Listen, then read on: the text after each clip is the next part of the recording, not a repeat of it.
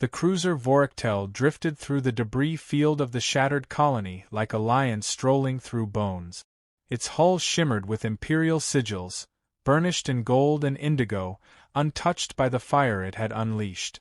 From the forward observation deck, High Commander Elliker Vorn surveyed the devastation with the expression of someone studying dust on marble, curious but unimpressed.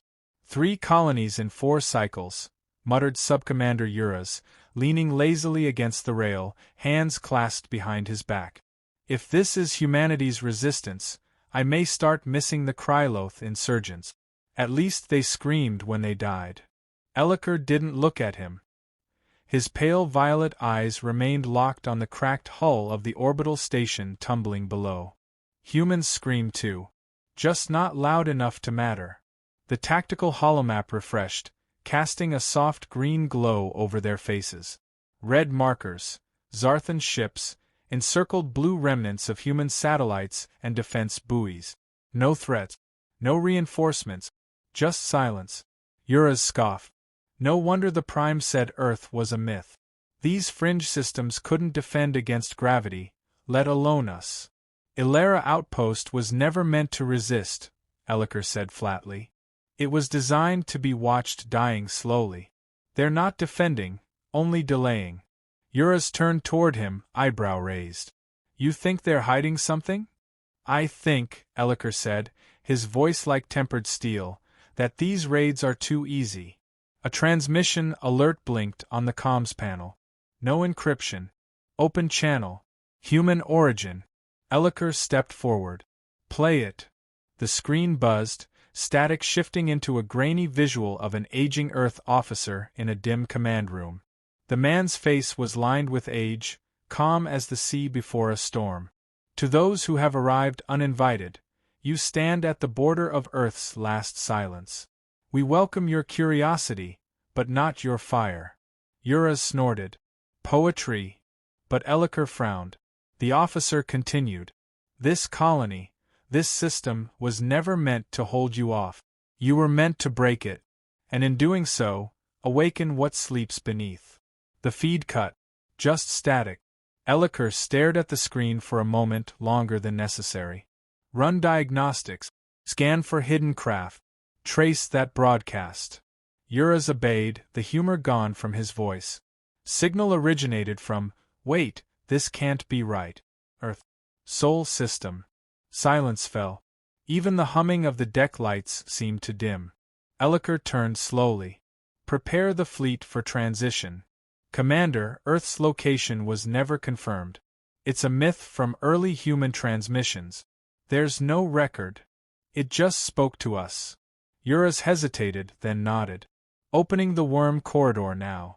The moment the ships slipped through the folded space, Elliker felt it. Not fear. Not yet. But something cold. Uncalculated. The corridor snapped open, and the fleet spilled into a quiet solar system. No defense platforms. No planetary shields. Earth floated in the black like a blue marble forgotten in a tomb. A few satellites drifted lazily in orbit.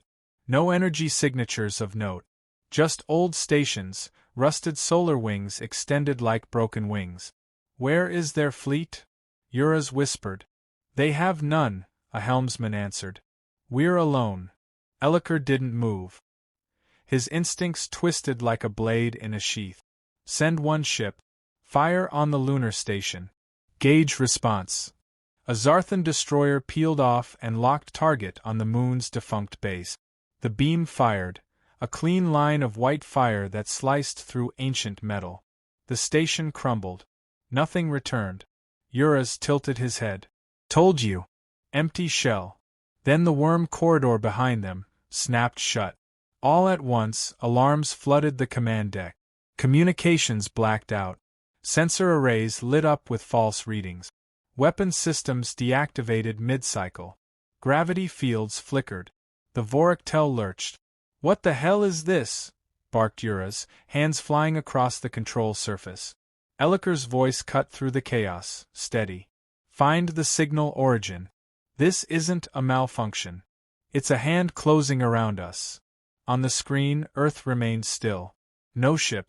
No weapons. No changes. Then, one by one, satellites blinked to life. Dozens.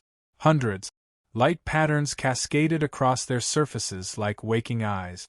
Deep beneath Earth's oceans, seismic tremors began to register. Structures hidden in trenched shadows rose, monolithic pylons emitting low-frequency pulses. A ring of them encircled the planet like a crown. A new transmission cut through the static, this time in the native Zarthan language. Protocol Eden triggered. Elliker went completely still.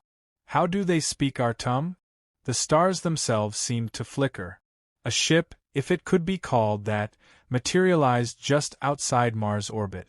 It bore no visible propulsion, no weapon port. Just geometry, impossibly complex, shifting like it didn't quite exist in this dimension. It opened fire. A single Zarthan dreadnought disappeared. Not exploded. Not burned. Erased. Like it had been edited out of reality. Yuraz stumbled back from the display. That's not possible. It was, Elliker said grimly. And now it is again. The bridge darkened as alien interference washed over the fleet systems. One by one, ships lost orientation. Navigation warped. Artificial gravity inverted briefly, sending crews tumbling. Then Earth spoke again. This time, the voice was human, female, clear. You were warned not to disturb the silence. We allowed you to see weakness, to strike. Now we remember who we are. Yuraz sat heavily, voice almost childlike. They tricked us. No, Elliker said, eyes distant, calculating. They studied us. They let us think we were first. He looked at the quiet blue planet. We weren't the first to find Earth. We were the first to forget what it once was. The quiet buzz of the deck returned, eerie in its stillness. Elliker straightened. Initiate full retreat. All remaining warp options. The helmsman whispered, the corridors won't open, Commander. We're trapped. Elliker's jaw tightened. He looked at Yuraz. Then we survive. We adapt. He tapped the glass of the viewport. And we learn what the humans have become. Behind Earth, a dozen more shapes began to form, angular silhouettes emerging from hidden cloaks. Silent. Watching. The fleet's commander realized in that moment, they had not come to conquer Earth. They had come to wake it up. And it had opened its eyes. The chamber beneath Mount Erebus was silent, save for the steady pulse of artificial heartbeats buried in the walls. Ice had long sealed off the old facility, but now it hummed like a living thing. Director Amina Cross stood at the edge of the central platform, watching as the holographic model of Earth's defense network unfolded before her in midnight blue. She didn't blink, didn't breathe shallow. Her stillness was practiced. They've taken the bait, said General Rio Mendez, approaching with the slow, deliberate stride of someone used to stepping over fallen enemies. His voice was calm, neutral, but his eyes scanned the display like a hawk. Estimated losses? Amina asked. He raised an eyebrow. On their side or ours? Both. Mendez gestured toward the flickering points on the orbital map, each red light marking a disabled or captured Zarthan ship. 17 vessels neutralized. 0 human casualties. Too clean, she murmured. That's the point. A technician across the chamber raised a hand. We've confirmed breach of primary firewall. They're trying to map our power grid. Let them, Amina replied. Feed them the novice loop. Make it look like they're unraveling our core code. The technician nodded and returned to his task. Mendez stepped beside her, voice lower. They still don't realize Earth's system is reactive AI. They're treating it like static infrastructure. They think like kings, she said. We were never peasants. The room darkened as the central feed zoomed in on Sol orbit. More Zarthan ships had dropped from cloak near Neptune, trying to flank the planet. They hadn't yet realized they were flying into the killbox. They're adjusting formations, Mendez noted. Scrambling a pincer pattern. Looks tactical. It's not. It's instinct. Fear's setting in. Amina turned to a secondary console. The screen showed the Zarthan flagship, the Voraktel, locked in orbit, surrounded by deactivated support craft. It had ceased broadcasting 6 minutes ago. "Begin silent countdown," she said. "Phase 2 in 90 seconds. Still think we're not escalating too fast?" She faced him. "We are. That's why it will work." Her hand hovered over a small crystal embedded in the console, green, softly glowing. The artifact pulsed as if aware. Mendez crossed his arms. "I always forget how calm you are when war starts." "Because the war started long before they noticed," she said. "This is just the receipt." On board the Voraktel, panic had given way to disbelief. The bridge was still manned, but the air had changed. Suspicion now hung heavier than oxygen. Officers whispered to one another with barely concealed urgency. Elliker Vorn stood with his back to the viewport, arms folded, watching a looping video on the central screen. It was a montage, silent, raw footage intercepted from Earth's internal network. Grainy black and white clips of humans marching into trenches. Atomic clouds blooming like cancer over cities. Screaming jets, falling towers, data wars, climate collapses. Soldiers crying over children. Cities rebuilt only to be shelled again.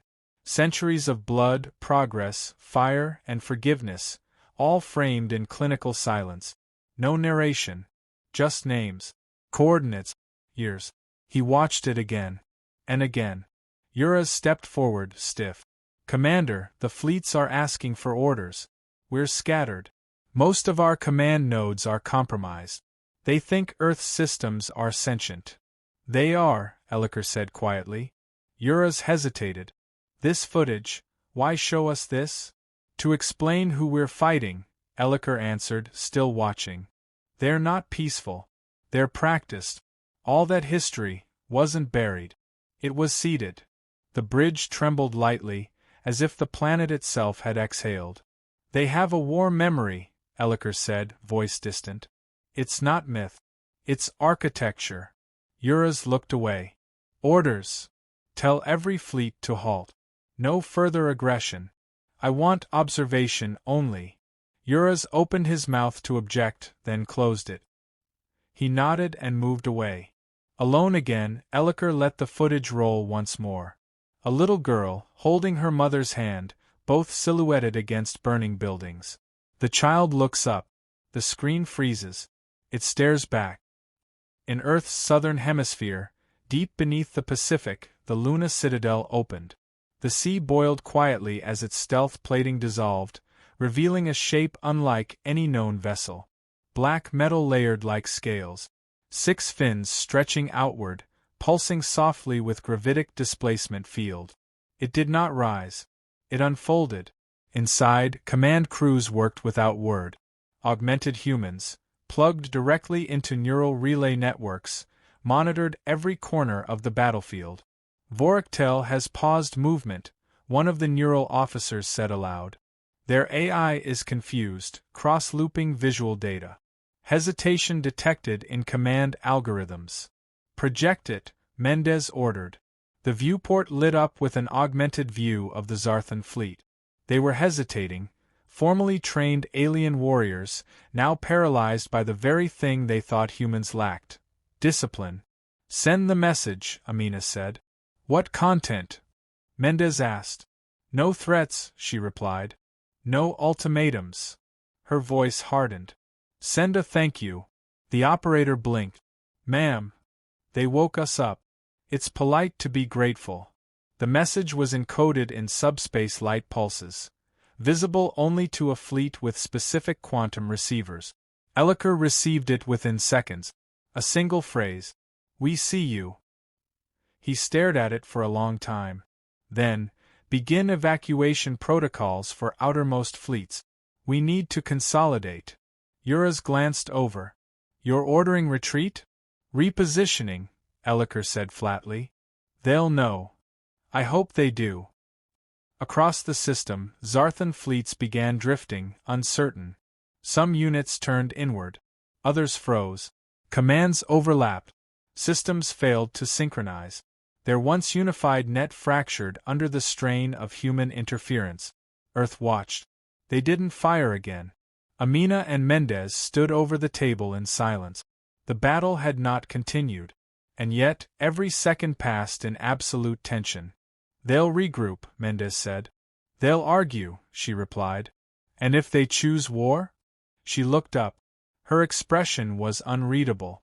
Then we show them what peace taught us. Which was how to make destruction look effortless. Far above Earth, in the cold void where the Zarthan dreadnoughts still loomed, something began to change. Not in weaponry, not in numbers, but in posture. Their formation adjusted, defensive, tight, afraid. Mendez noticed it first.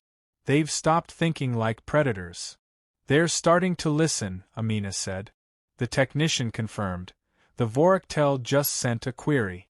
They want to open a channel. Mendez turned to her, brow raised. She nodded. Let them speak. And for the first time since their arrival, the invaders spoke not as conquerors, but as students. Elliker Vorn sat alone in the observation chamber of the Voraktel, surrounded by the silence of systems in lockdown. Lights were dimmed, shields down, weapons cold. The once proud flagship now drifted on auxiliary power near Mars' orbit, motionless, watchful. Across from him, a curved display screen played the same Earth footage he had reviewed over and over. The loop hadn't changed, but his perception had. In the beginning, the images had been confusing: primitive weapons, chaotic warfare, civil unrest, but over time, the brutality had become coherent. Not just coherent, intentional. Every epoch of human violence was layered atop the last, not as failure, but as foundation. They didn't run from it. They built on it. He turned the screen off. Uraz entered, slower than usual, the bravado gone from his steps. He stood by the doorway a moment too long before speaking. The council refuses to believe it. Elliker didn't look up. What exactly do they refuse to believe this time? That Earth was never vulnerable. That this was all deliberate. That the colonies were trapped. That humanity waited for us. Elliker closed his eyes. They were waiting for someone. Could have been us. Could have been anyone arrogant enough to assume Earth was dead. Uraz stepped closer, hesitated. You asked for war logs, sir. Historical footage. Did it help? Elliker nodded slowly. Yes. And they're not peaceful. Not anymore. Maybe not ever. Uraz looked down. They didn't have to show us those records. They could have just fought. They did, Elliker said. That was the fight.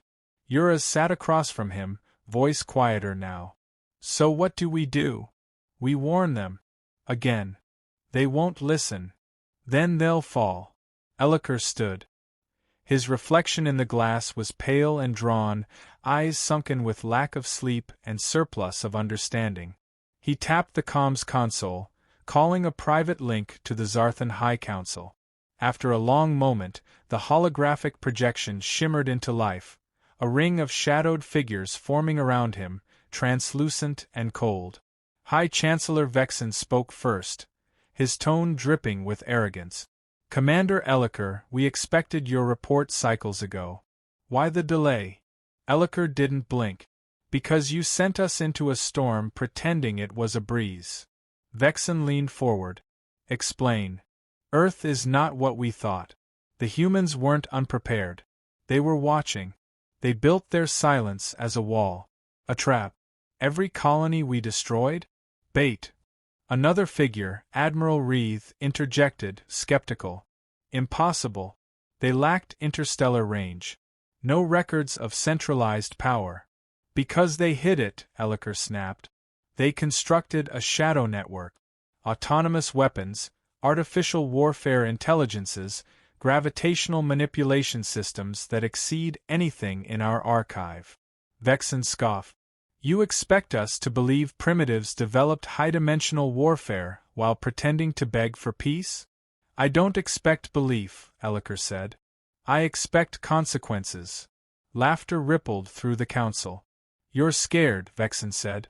You've let human theatrics shake you. I've watched them, Chancellor. I've seen centuries of brutality recorded like scripture. They haven't forgotten their past. They weaponized it. Reed shook his head. If you're so convinced of their strength, why haven't they annihilated you? Elliker leaned closer. Because they're smarter than us. Silence followed. Then, Vexen's voice returned icy. You are hereby relieved of fleet command. Admiral Tar will assume oversight of the Sol operation. I've seen this before, Elliker murmured. This denial. It always comes before collapse. Vexen's projection flickered out. Yura's exhaled shakily. Well, that went about as expected. They'll send more ships, Elliker said. They'll think numbers will solve what understanding cannot. And what do? We survive long enough to show them why that's a mistake. Back on Earth, inside the Luna Citadel's war nexus, Director Amina Cross watched the data stream update. Zarthan fleet reinforcements had begun transitioning into the solar system. 40 new ships, 7 dreadnoughts. Mendez stood beside her, silent. She didn't sigh. She didn't speak. But her hands moved across the control surface with purpose. They've replaced Elliker, Mendez said finally. Someone younger.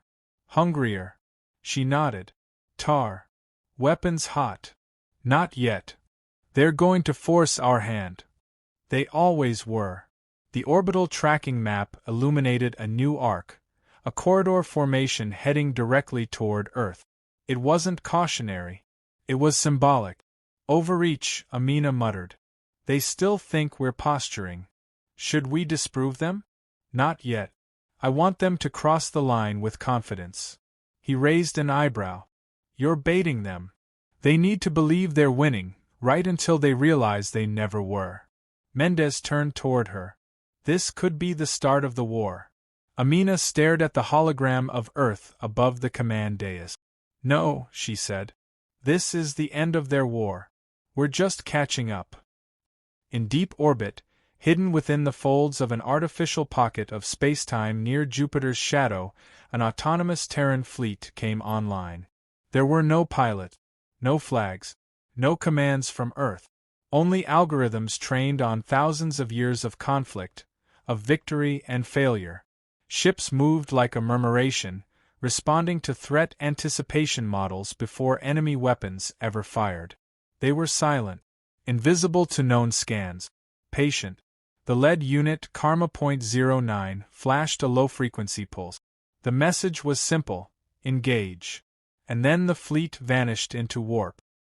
The Zarthan reinforcements under Admiral Tar entered Earth's upper atmosphere with blinding confidence. The formation was tight, layered, mathematically sound. His voice echoed through the fleet's internal broadcast systems, rich with pride. They may have struck first. But history is written by persistence. From the dark side of the moon, Karma.09 emerged. It didn't fire missiles. It rewrote their trajectory paths. Entire Zarthan salvos curved away from targets, engines failing mid-cycle as navigation logic inverted. AI scripts were overwritten in milliseconds. Internal systems blinked human languages. One dreadnought imploded quietly from inside, no explosion. Just silence and a vanishing point. Tar screamed for countermeasures. Nothing answered. His voice was lost beneath hard-coded reroutes. One by one, his ships blinked out of formation, their own systems refusing orders. Earth didn't fire once. Tar watched as his fleet was consumed, not by fire, but by erasure. The final signal he received before blackout was a fragment of an old human war broadcast. A voice from a forgotten century, barely audible. War isn't chaos. It's precision. The question is, how precise are you? On board the Voraktel, Elliker stood by the viewport, watching as new data flickered across the passive relay. He didn't smile. He didn't mourn. He turned to Yuras. This is the beginning. The beginning of what? He looked out at the slowly drifting debris of Tar's fleet. Of understanding what we've awakened. And Earth, for now, remained quiet. But it was no longer asleep. The war ended, not with declarations or drums, but with a whisper stretched across the stars. Elliker stood in the ruined throne room of the Zarthan High Citadel, what remained of it. The Grand Chamber, once a hall of imperial judgment, had been reduced to skeletal beams and shattered crystal. Chunks of its gilded ceiling lay strewn across the floor like broken pride. Light filtered in through the broken dome above, casting long shadows on the cracked obsidian. He had never expected to return here, and certainly not as the last commander of a silenced empire. Behind him, the sound of boots approached. Not Zarthan. The rhythm was too deliberate, too restrained. Human. General Rio Mendez entered with the subtle grace of a predator who no longer needed to hunt. His dark uniform bore no medals, no emblems, just the simple crest of Earth's Reclamation Corps over his chest, clean, silver, and final. Elliker didn't turn. I used to believe this place would outlive all of us. Mendez stopped a few paces behind him. It might have, if your people hadn't woken us up. Elliker's voice was dry. You make it sound like we stumbled into a sacred tomb. No, Mendez said. You stumbled into a mirror, and didn't like what looked back. Elliker turned slowly. There were lines on his face now that hadn't been there before. Not age, regret carved into flesh. You're here to kill me? Mendez's expression didn't change. No. Then why? We don't erase what can still serve. Elliker narrowed his eyes. Spoken like an empire. Mendez nodded. Exactly. A silence stretched between them, filled only by the quiet wind slipping through the ruins. What do you want from me? Elliker asked. Perspective. Presence. Someone the outer colonies still recognize. You'll be appointed governor of Sector 9. You'll report directly to Earth. Elliker laughed once, short and bitter. Governor of Ashes. Of survivors, Mendez corrected. And of change. The galaxy will need someone like you. Someone who remembers what arrogance costs. Elliker looked past him, through the broken dome, at the cold stars. I led the first strike against you, he said quietly. I watched your people die. I believed we were superior. And now? Mendez asked. Elliker met his gaze. Now I believe in survival. Mendez extended a small datapad. On its screen, a treaty. Simple. Elegant. Non-negotiable. Elliker took it. Not out of submission, but acceptance. We're not here to rule, Mendez said. We're here to prevent this from happening again. By ruling. By watching, Mendez said. And being remembered. In a quiet schoolroom on Earth, beneath the growing sprawl of the new Terran capital, a young girl raised her hand. Teacher, she asked, why did they try to attack us? The teacher, a calm woman with soft eyes and gray hair, turned the question over in her mind before replying. Because they forgot who we are. The girl frowned. But didn't we forget too? The teacher walked to the window, looking out at the skyline, new towers grown beside ancient ruins, glinting in harmony. We forgot on purpose, she said. Sometimes forgetting is the only way peace survives. The class was silent. And now? The girl asked. The teacher didn't answer immediately. Then, with a distant voice, now we remember. And so does the galaxy.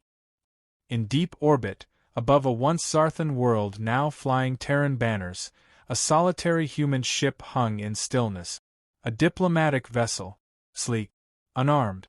Elliker stood at the viewing deck, dressed in neutral gray robes, neither human nor Zarthan.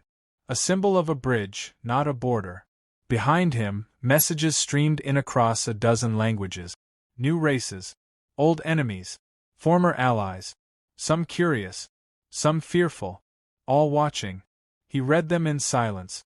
Beside him, a Terran liaison, a young woman named Sien, stood with a data slate in hand. She had not fought in the war. Had not seen the things he'd seen. But she carried herself like one who had inherited the gravity of victory. We've had requests from 3 outer systems for inclusion in the Terran Accord, she said. 2 were previously Zarthan Protectorate. 1 was unaffiliated. He nodded. They're not pledging loyalty. No, she said. They're pledging caution. He almost smiled. Do you ever worry they'll fear you more than follow you? He asked. We're not here to be followed, she said. Just not forgotten. He turned back to the stars. They thought they were first, he said. They weren't, she replied. Nor will they be the last. In the deepest archive chamber beneath Earth's crust, beneath the cradle of the old world, where no war had reached, Director Amina Cross stood alone. The lights were low, the air still. She had aged since the war. Not in her body but in her eyes. Before her stood a sealed terminal. Not connected. Not networked. Air-gapped from the universe. A black console with a single, pulsing cursor. She placed her hand on the biometric panel. The cursor stilled. Then scrolled. Words emerged. Protocol Eden concluded. Beneath it, one line. Next phase. Awaiting activation. She did not speak. Did not press anything. She only stood there, breathing softly in the dark. Behind her, the future waited.